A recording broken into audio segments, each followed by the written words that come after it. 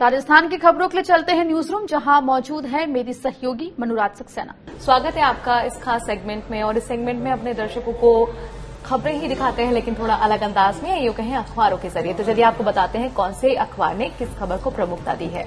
सबसे पहले हम लेते हैं दैनिक भास्कर की खबर, जिसमें ये बात निकल कर आई है कि बीजेपी के प्रदेश अध्यक्ष सतीश पूनिया जो हैं वो भी कोरोना पॉजिटिव हो गए हैं। हाल ही में आपको याद होगा कि बीजेपी के कई विधायक, कांग्रेस के कई विधायक, यानी कि सीएमओ के अधिकारी भी कोरोना के चपेट में आए थे। तो लगातार वीवीआईपी को भी अब कोरोना अपनी चपेट में ले रहा है। सतीश पूनिया ने खुद इस बात के बारे में जानकारी दी है ट्वीट करके, और वो ट्वीट में बता रहे हैं कि कल प्रवास के आने के बाद कोविड-19 की जांच करवाई। यद्यपि मुझे लक्षण नहीं थे, लेकिन मेरी रिपोर्ट पॉजिटिव आई है और डॉक्टरी सलाह पर मैंने स्वयं को घर पर ही आइसोलेट कर लिया है।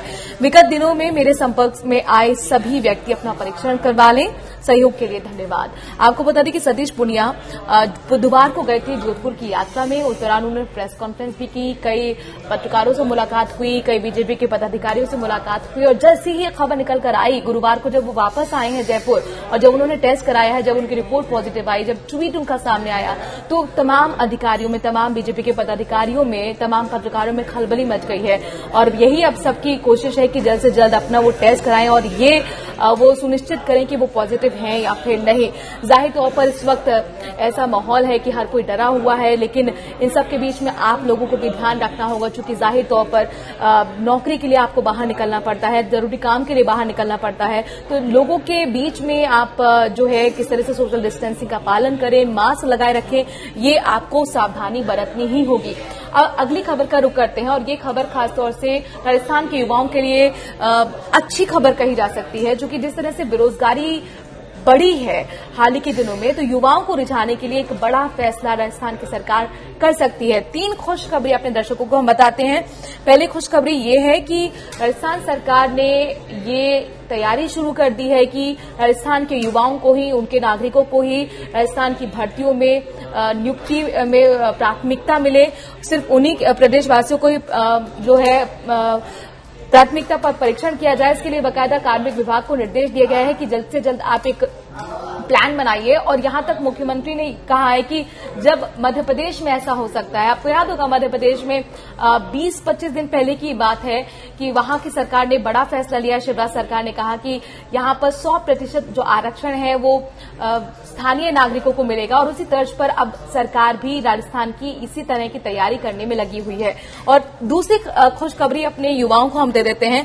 रीट 2018 लेवल 2 के पात्र अभ्यर्थियों की जो दूसरी वेटिंग लिस्ट है वो जारी की जाएगी। इसके साथ ही कनिष्ठ लिपिक भर्ती परीक्षा 2018 के जो रिक्त पद हैं उस पर भी घोषणा की जाएगी। आपको याद है कि तमाम, चाहे कोई भी आप प्रदेश लेके उठा लीजिए, जो भी बेरोजगार हैं उनकी चिंता इस बात को लेकर है कि सरकारी भर्तियां बहुत कम होती हैं तो उनकी परीक्षा का जो रिजल्ट होता है वो नहीं निकल कर आता है, और अगर रिजल्ट भी निकल जाए तो नियुक्तियां जो हैं वो समय पर नहीं हो पाती हैं। तो आखिरकार अब जो एक लोगों को रिझाने की कोशिश है सरकार की तरफ से की गई है, ये कहते हुए कि 100% जो आरक्षण है स्थानीय लोगों को देना होगा। लेकिन अब देखना होगा किस तरह से, क्या कानून की कसौटी पर, संवैधानिक कसौटी पर ये जो फैसला है वो आगे खरा उतर पाएगा या नहीं। बहरहाल अगली खबर का रुख करते हैं। गहलोत सरकार ने सरकारी खर्च पर कटौती करने के लिए कदम उठाना शुरू कर दिया है, ये हिंदुस्तान की खबर बता रही है। जिस तरह से जो राजस्व है उसमें घाटा हुआ, राजस्व में कमी हुई, क्योंकि अनलॉक 4 तो शुरू हो गया, लेकिन धीरे धीरे जो चीजें हैं वो पटरी पर आना शुरू हुई हैं, और इसीलिए एहतियातन जो खर्चा अभी तक सरकार की तरफ से हो रहा था उसमें कटौती का फैसला लिया गया है गहलोत सरकार की तरफ से, जिसमें सरकारी कार्यालयों के लिए नए वाहन अब नहीं आएंगे, उपकरण नहीं खरीदे जाएंगे, इसके साथ ही कोई नया कार्यालय नहीं खोला जाएगा, राजकीय भोज भी नहीं होगा, और जो अब तक अधिकारी या फिर विधायक विदेश यात्रा करते थे उस पर भी रोक लगा दी गई है, ताकि जो कमी है राजस्व की उसकी भरपाई की जा सके और कोरोना से जो लड़ाई है उसमें और मजबूती और तेजी लाई जा सके। अगली खबर का रुख करते हैं। हमने खबर ली है पत्रिका से, और पत्रिका की खबर ये बताती है कि बहुत मुश्किल, बहुत बड़ी चुनौती अजय माकन के लिए है। अजय माकन इस वक्त आपको बता दें कि राजस्थान के दौरे पर हैं, और उनकी चुनौती यह है कि किस तरह से एकजुट कांग्रेस के जो गुटों में गुटबाजी है उसमें एकजुटता लाई जा सके। आपने देखा किस तरह से एक बड़ा संकट, सियासी संकट खड़ा हुआ था, सरकार जाते जाते बची है और इस तरह की स्थिति दोबारा ना हो इसके लिए अजय माकन जो कि नवनियुक्त प्रभारी हैं उनको भेजा गया है। जिस तरह से विधायकों की बाराबंदी हुई थी, जोधपुर जैसलमेर ले जाया गया था तमाम विधायकों कांग्रेस की, उस वक्त काफी विधायकों के संपर्क में भी अजय माकन आए थे। 2013 में भी स्क्रीनिंग कमेटी के सदस्य रहे थे राजस्थान के लिए। तो राजस्थान की राजनीति को वो बेहतर तरीके से समझते हैं, लेकिन जरूरी ये है कि जो नेता है चाहे वो जिला स्तर पे, वो क्या सोचते हैं ये भी उनको समझ में आया। इसके लिए बाकायदा फीडबैक कार्यक्रम की भी तैयारी की रखी है। 8 सितंबर को जयपुर संभाग में फीडबैक कार्यक्रम है, अजमेर संभाग में 9 सितंबर को फीडबैक कार्यक्रम है। और सिर्फ ये 2 गुटों का मामला नहीं है, यानी आप जो अभी तक समझते हैं कि गहलोत गुट है एक, इसके साथ ही पायलट गुट है, यहां पर संभागों में भी गुटबाजी है, यानी कि जिला स्तर पर भी नेताओं के अंदर वो जो शिकायतें हैं वो काफी हद तक फीडबैक रखने में मददगार साबित होंगी अजय माकन के लिए। चूंकि अगर हम जयपुर शहर की बात करते हैं तो देखिए अशोक गहलोत का ये माना जाता है कि यहां पर काफी पकड़ है इस खेमे की जयपुर शहर में। लेकिन अगर जयपुर देहात की आप बात करते हैं तो ये सीपी जोशी का कैंप माना जाता है। सीपी जोशी का अपना अलग गुट है।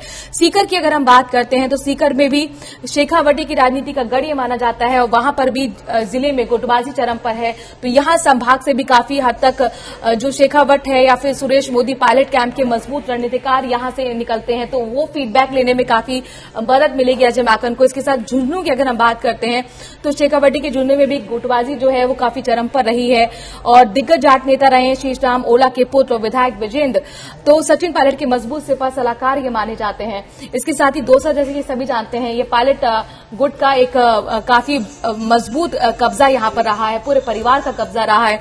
अलवर की अगर हम बात करें तो यहां पर अलवर में जो गुटबाजी है वो कई नेताओं के बीच में है, कई धड़े बटे हुए हैं। यहां पर राहुल गांधी के करीबी मानने वाले जो भंवर जितेंद्र सिंह है उनका अपना यहां पर गुट है। तो सिर्फ यहां पर 1-2 गुट नहीं है बल्कि यहां पर 6-7 गुट हैं और उनमें एकजुटता लाना जाहिर तौर पर अजय माकन के लिए काफी चुनौतीपूर्ण होने वाला है। इसके साथ ही आखिरी खबर का रुख करते हैं। ये खबर हमने ली है जागरण की और जैसा आप सभी जानते हैं राजस्थान जो है वो अपने पर्यटन के लिए काफी फेमस है, टूरिज्म के लिए फेमस है। जो डेस्टिनेशन वेडिंग होती हैं उसके लिए देश विदेश से लोग यहां पर शादियां करने के लिए आते हैं, रेगिस्तान देखने के लिए आते हैं जो कि शांत माहौल होता है। लेकिन चूंकि जो रेत होती है वो बहुत ज्यादा गर्म हो जाती है और इसलिए टूरिज्म को और बढ़ावा देने के लिए नई तैयारी, नई प्लानिंग को एग्जीक्यूट करना शुरू कर दिया है। अब यहां पर सरकार की कोशिश ये है कि एडवेंचर टूरिज्म की एक श्रृंखला शुरू करेंगे रेतीली धारों में और नाइट टूरिज्म पर खास जोर रहेगा, क्योंकि नाइट में जो रेत है वो ज्यादा ठंडी रहती है। तो ये थी राजस्थान की तमाम बड़ी खबरें।